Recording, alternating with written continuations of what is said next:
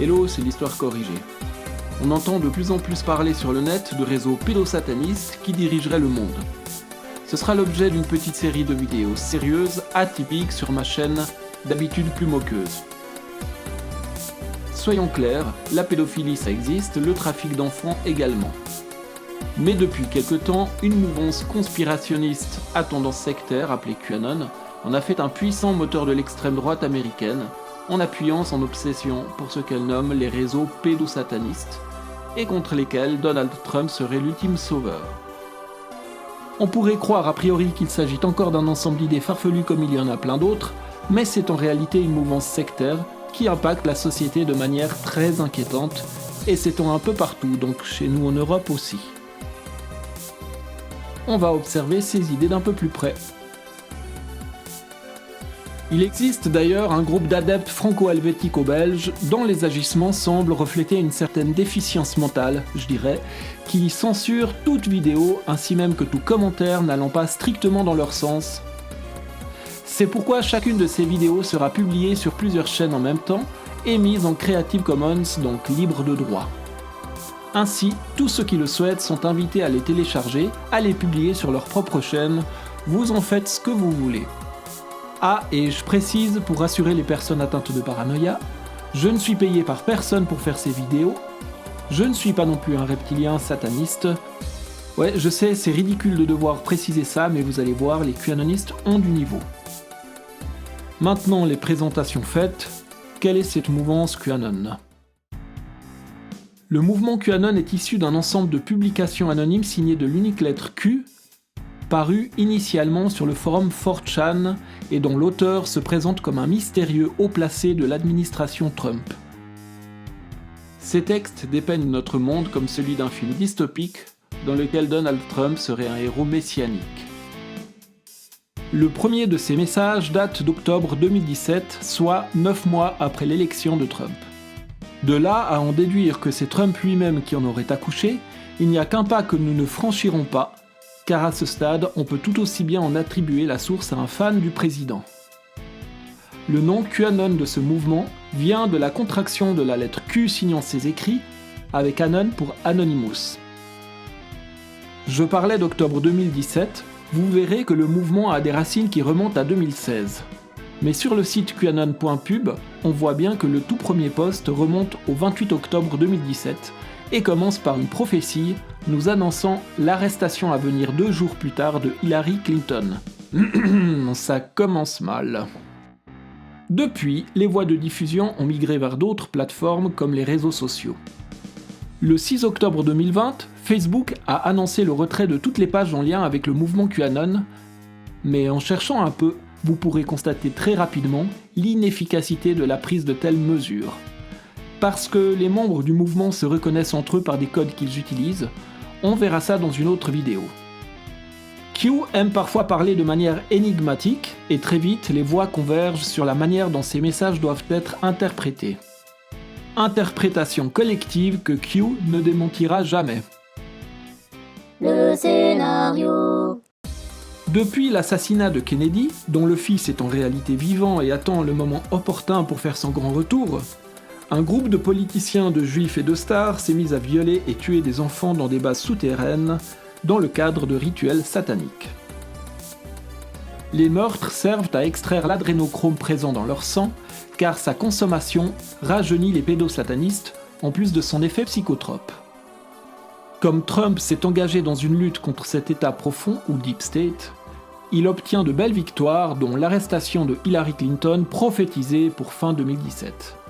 Au passage, la femme de Barack Obama est en réalité un homme. Si ce scénario vous semble trop grotesque pour être pris au sérieux, vous allez avoir de belles surprises. En voyant le nombre d'écervelés qui aujourd'hui y croient, et dont vous avez peut-être même déjà visionné des vidéos. Car ce ne sont pas là les idées les plus marginales, c'est un peu le noyau central du dogme.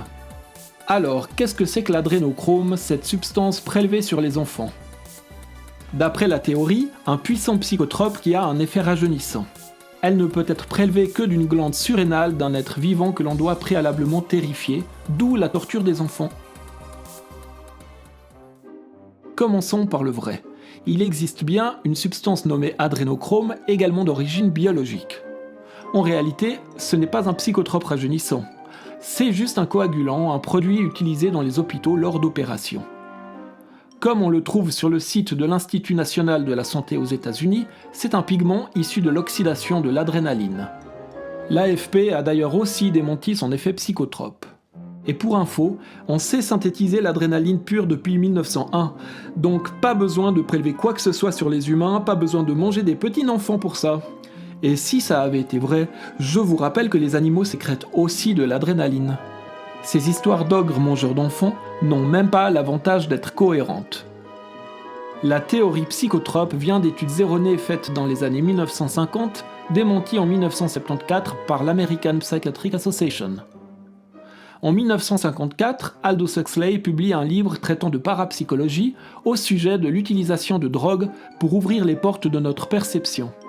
C'est ce livre d'ailleurs qui a inspiré le nom des Doors. Huxley imagine l'utilisation d'adrénochrome, mais en prenant quand même soin de préciser qu'il n'en a jamais lui-même consommé, qu'il ne connaît pas vraiment cette substance, qu'il ne sait pas où on la trouve. L'idée que ce produit ne peut être prélevé que de glandes surrénales d'êtres encore vivants n'est que l'invention du roman Las Vegas Parano. Terry Gilliam, qui a réadapté ce roman en film, expliquera lui-même que les propriétés de cette substance avaient été romancées dans le livre d'origine pour les besoins de l'histoire. Bien plus tard, en 2018, un certain Baxter Dmitri diffuse des images, donc des images figées, prétendues provenir d'un film accessible sur le dark web, mettant en scène un rituel sataniste. On y verrait, selon la légende, une enfant torturée par Hillary Clinton et son assistante Huma Abedin, qui finissent par boire son sang, donc son adrénochrome, et portent un masque fabriqué à partir de la peau de cette fillette. L'image figée, en revanche, est bel et bien trouvable, la voici. On voit une peau abîmée, ce qui semble être des traces de sang et ce geste étrange, signe probablement satanique. Au fait, non. Voici l'original. On voit clairement que le masque n'a rien d'inhabituel.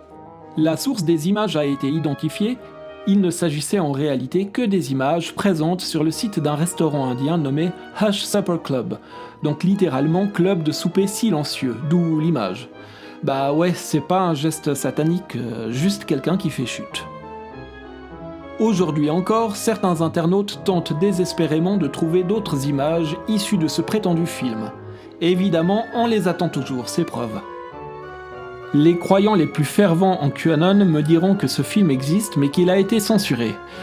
C'est pas comme ça que ça marche. Pour accuser quelqu'un de pédophilie, que ce soit Hillary ou qui que ce soit d'autre, il faut des preuves. C'est pas à l'accusé de prouver son innocence. Si je vous traite de pédophile gratuitement, j'ai d'office tort. Donc, si les adeptes de la mouvance QAnon ne l'avaient pas compris, ces histoires sont issues de fiction ou de simples mensonges. Et non, Las Vegas Parano n'était pas un documentaire. Non mais sérieux, je dois expliquer ça maintenant. À présent, voici ce que certains en disent. Quand je vois des gens qui doutent du président Trump, il est en train de tout dévoiler. Ce qui compte, c'est le travail qui est fait contre le Deep State. Quand vous savez qu'il y a des milliers d'enfants à travers le monde qui sont victimes de réseaux pédocriminels, ou qui sont mangés, l'adénochrome, tout ce qui se passe en souterrain. Donc, Philippe Gendroc, 53 000 abonnés, et Corinne Fontan-Auroy, 45 000 abonnés, croient au croque-mitaine. Ces gens, comme plein d'autres, croient aux ogres mangeurs d'enfants. D'ailleurs, je reparlerai d'eux quelques vidéos plus loin. Et je vais leur faire des petits bisous. Bon, à part ça, on trouve sur Q Research des sources de cet effet rajeunissant. C'est l'heure du Q-Quiz. L'étude à laquelle renvoie le lien est-elle crédible ? Mais oui, on voit d'ailleurs que c'est un lien qui renvoie à la Librairie nationale de médecine des États-Unis, c'est donc sérieux. Très bien. Bon, on voit qu'il n'y est jamais fait mention d'adrénochrome ni même d'adrénaline. Des expériences sur des vieilles souris rajeunies par du sang jeune. Par contre, il y a une certaine insistance sur le fait qu'un parallèle ne peut pas être fait avec les humains, parce que, on n'est pas fait pareil, quoi. Et il se répète, il insiste encore. Je me suis pas amusé à compter le nombre de fois que la précaution se répète, mais beaucoup. Bon ben, l'article semble plutôt s'intéresser aux problèmes éthiques qui se poseraient si l'on arrivait un jour à obtenir des résultats similaires chez l'humain. C'est moi ou ça commence à puer là? Ça c'est comme ça. Bon, il parle aussi des humeurs d'Hippocrate, c'est plus très scientifique tout ça. C'était pas mauvais, c'était très mauvais, voilà. Du coup, c'est qui a fait cet article? Björn Hoffmann. Qu'est-ce qu'il a publié? Ah, ok, il semble plutôt s'intéresser à l'éthique médicale. Bah, c'est très intéressant, mais on n'est pas un peu en train de sortir du thème? Ah, bah au fait, ce type est un philosophe de la médecine. Alors, c'est très intéressant, il n'y a rien à dénigrer là-dedans, au contraire, je pense qu'avec l'évolution actuelle de la médecine, certaines questions d'ordre éthique deviennent de plus en plus pressantes. C'est seulement qu'il ne s'agissait pas d'une source scientifique sur le rajeunissement humain, encore moins sur l'adrénochrome. Voilà, je vous ai donné un exemple grotesque, un cas d'école, mais je suis tombé dessus par hasard parmi d'autres sources tout aussi crédibles, donc ce n'est pas un cas exceptionnel que j'expose comme un trophée. Je vous invite à vous aventurer dans la mouvance QAnon, vous verrez que ces études auxquelles on fait dire ce qu'on veut, il n'y a que ça. Une fois encore, les réseaux pédophiles, ça existe. Mais on le verra dans quelques temps, ceux-ci sont instrumentalisés pour promouvoir certaines sectes et parfois même soutenir des personnes au comportement douteux vis-à-vis des enfants justement. Voilà, vous vous êtes certainement bien amusés avec ces histoires d'adultes qui croient encore au croque-mitaine, et c'est vrai qu'il y a de quoi en rire.